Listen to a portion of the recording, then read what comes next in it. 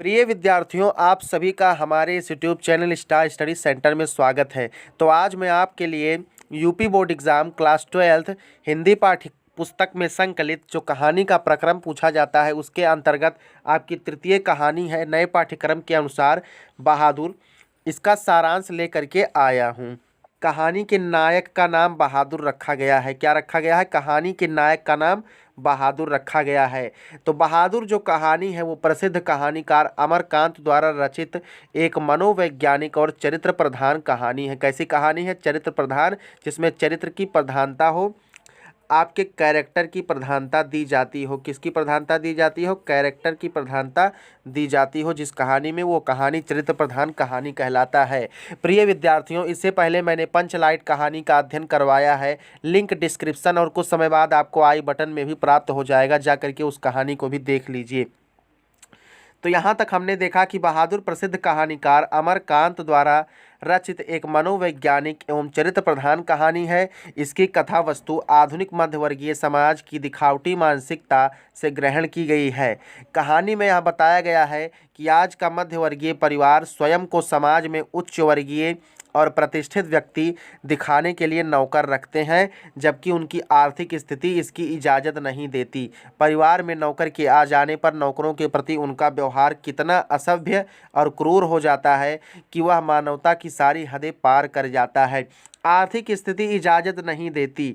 आप साल में 50,000 रुपये कमा रहे हैं, जबकि नौकर को देना है 10,000 रुपये, तो कैसे भैया आपकी आर्थिक स्थिति इजाज़त देगी कि आप नौकर रख लीजिए। यहाँ देखिए, मैं डार्क पॉइंट कर रहा हूँ, आर्थिक स्थिति इसकी इजाज़त नहीं देती।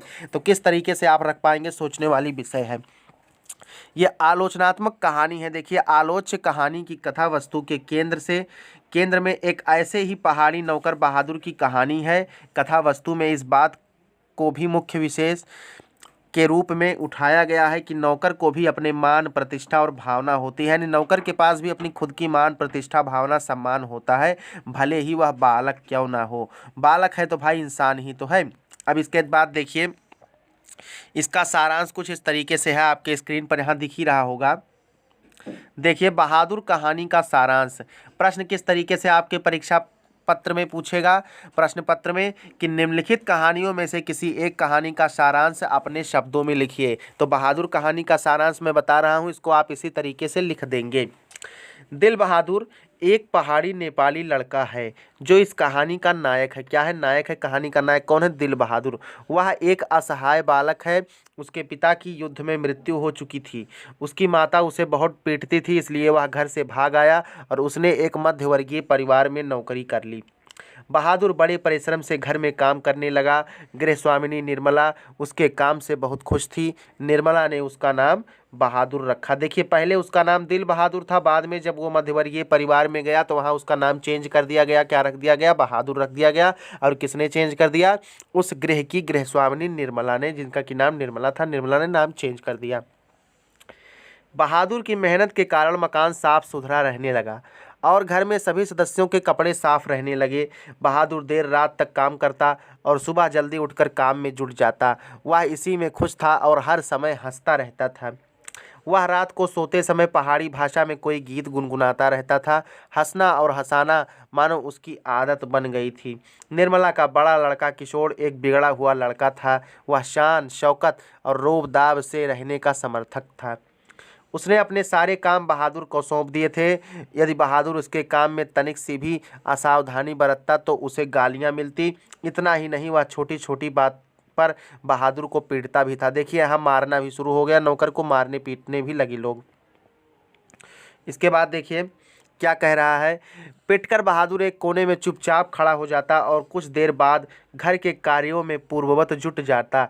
एक दिन किशोर ने बहादुर को सूअर का बच्चा कह दिया। अब सूअर का बच्चा कहने का यहाँ मतलब ये हो गया कि जो बहादुर के पिताजी थे उसको सूअर कह दिया गया और उसको सूअर का बच्चा कहा गया।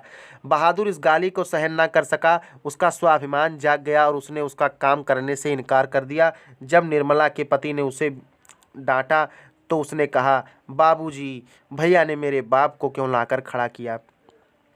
इतना कहकर वह रो पड़ा। प्रारंभ में निर्मला बहादुर को बहुत प्यार से रखती थी तथा उसके खाने पीने का भी बहुत ध्यान रखती थी, लेकिन कुछ दिनों बाद उसका व्यवहार भी बदल गया। उसने बहादुर की रोटी सेकना बंद किया। पहले निर्मला बहादुर की रोटी सेक दिया करती थी।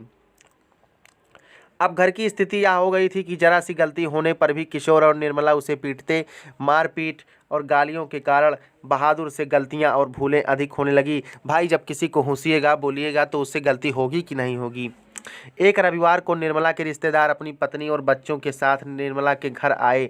नाश्ता करने के बाद बातों की जलेबी छनने लगी। बातों की जलेबी छनना एक मुहावरा है प्रिय विद्यार्थियों। बातों की जलेबी छनने लगी। तो बातों की जलेबी छनना अर्थात बातें शुरू हो जाना, गपशप शुरू हो जाना।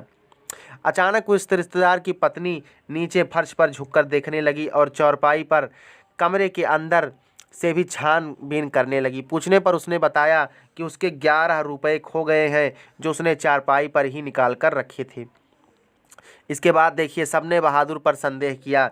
बहादुर से पूछा गया, उसने रुपए उठा लेने से इनकार कर दिया। जब उसने रुपए नहीं लिया था तो वो कैसे मान लेगा कि उसने रुपए लिया। उसे खूब पीटा गया और पुलिस के सुपर्द करने की धमकी भी दी गई। निर्मला ने भी बहादुर को डराया, धमकाया और पीटा। सब सोच रहे थे कि पिटाई के डर से वह अपना अपराध स्वीकार कर लेगा, लेकिन जब उसने रुपए लिए ही नहीं तो वह कैसे कहता कि रुपए उसने उठाए हैं। देखिए, बहुत सारे नौकर होते हैं जो बहुत ही ईमानदार होते हैं, बहुत ज़बरदस्त तरीके से ईमानदारी उनके अंदर भरी होती है, लेकिन बहुत से नौकर होते हैं जो बेईमानी पर उतर आते हैं। परंतु प्रस्तुत कहानी में जो बहादुर नाम का नौकर है वह अत्यंत ही ईमानदार और सरल हृदय है। यदि आपसे परीक्षा में तीसरी प्रकार का प्रश्न पूछ लिया जाए कि कहानी के नायक का चरित्र चित्रण अपने शब्दों में कीजिए, तो आप इस तरीके से पहले लिखेंगे कि बहादुर ईमानदार लड़का और मेहनतकश लड़का था। आगे देखिए, इस घटना के बाद से घर के सभी सदस्य बहादुर को संदेह की दृष्टि से देखने लगे और उसे कुत्ते की तरह दुत्कारने लगे। किस तरीके से? कुत्ते की, जैसे कुत्ते को लोग कह देते हैं दुर रे दुर, वैसे दुत्कारने लगे। उस दिन के बाद से बहादुर बहुत ही खिन्न रहने लगा और एक दिन दोपहर को अपना बिस्तर, पहनने के कपड़े, जूते आदि सभी सामान छोड़कर घर से चला गया। निर्मला के पति शाम को जब दफ्तर से लौटे तो उन्होंने निर्मला को सिर पर हाथ रखे परेशान देखा।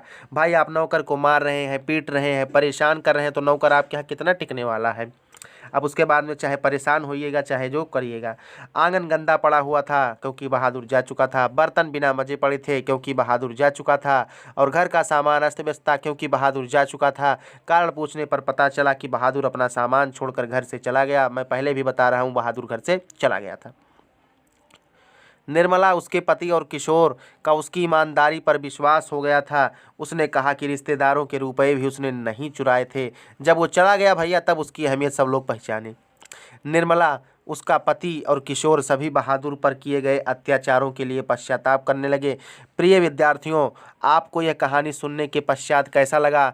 हाँ, अगर साथ ही आप चाहते हैं कि इसी तरीके की नॉलेजफुल वीडियोज़ आप तक सबसे पहले पहुँचे, तो आप सभी लोग हमारे चैनल को सब्सक्राइब कर लीजिए, अपने दोस्तों के साथ व्हाट्सएप ग्रुप में शेयर कर दीजिए। अगले वीडियोज़ में हम अगले प्रक्रम के साथ मिलेंगे। जय हिंद।